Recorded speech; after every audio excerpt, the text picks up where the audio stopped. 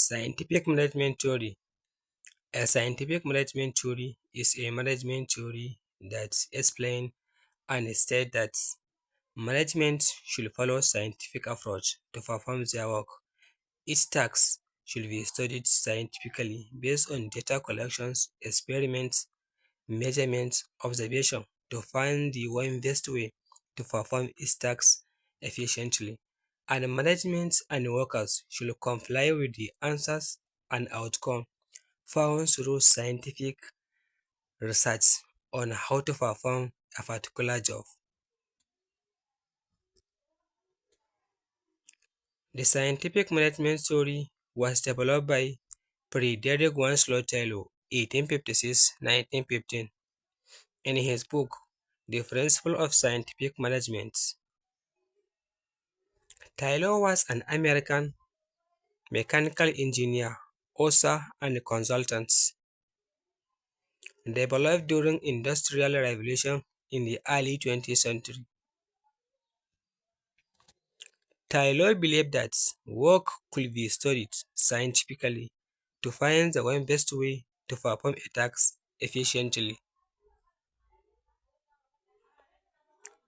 The goal of scientific management is to increase productivity, reduce waste, and improve both workers' and organization performance using scientific study and proper planning.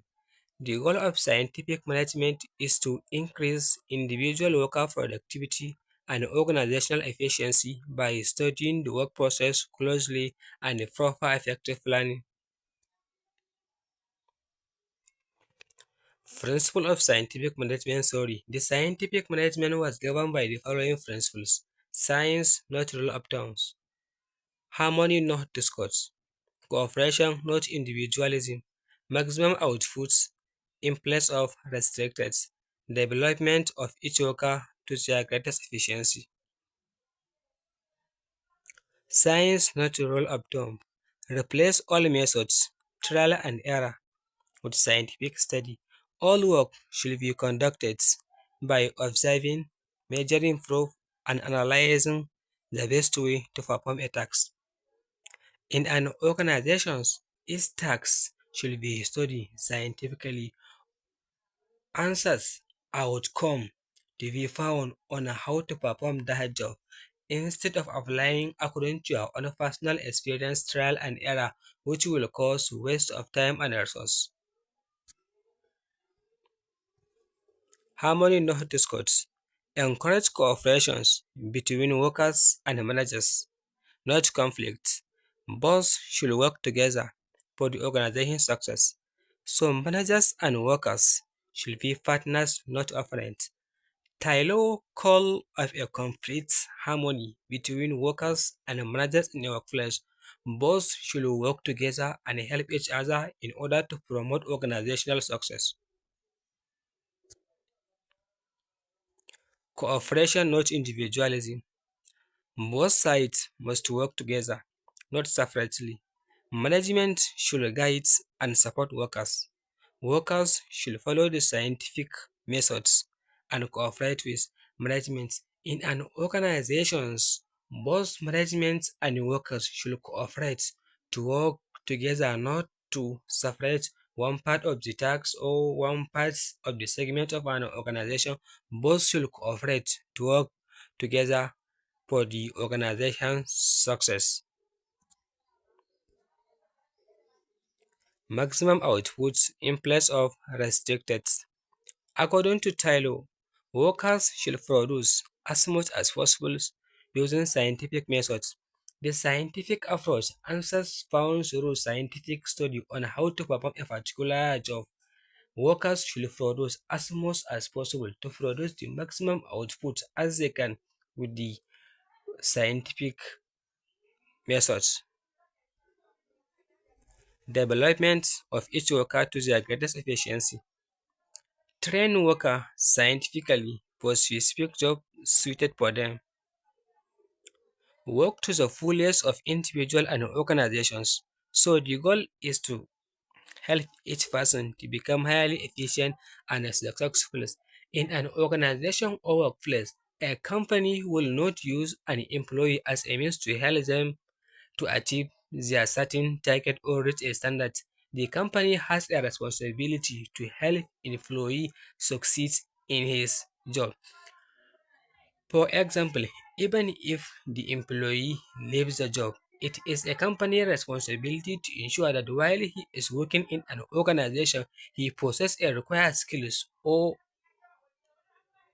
required ability that will help him to succeed in life.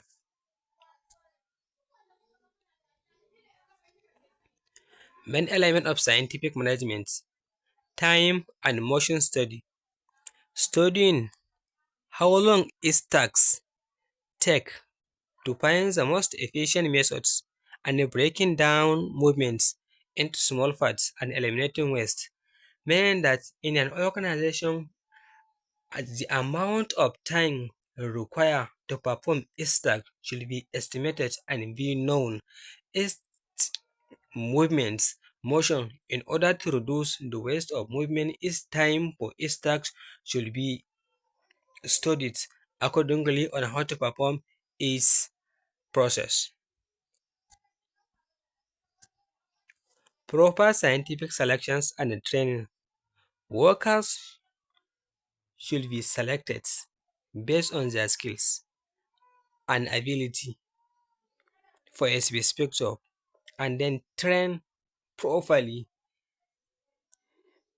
And a work should suit a person's physical and mental capability. In an organization, all employees should be trained properly based on their specialized ability, and work must suit a worker physical and mental capability.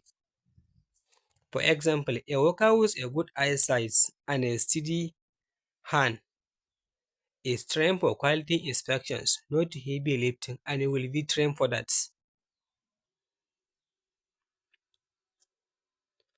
Differentiated rate systems. Workers who produce more than the standards get higher wages, motivating productivity. A worker does the present job in an organization should get a higher rewards if he produce above the standard hours, and employees should not be rewarded equally. If an employee produce more than the standard hours of production, she will get an additional bonus and benefits for the additional hours she adds after the production period. This will motivate an employee and increase productivity in an organization. Scientific study of work. Identifying the most efficient way work should be done, what work should be done, how the work should be done, where and when the work should be done. Division of labor. Breaking down of complex tasks into subtasks, smaller and simplex tasks, and the management should take the responsibility for planning and organizing work scientifically, while workers should focus on performing tasks according to a plan.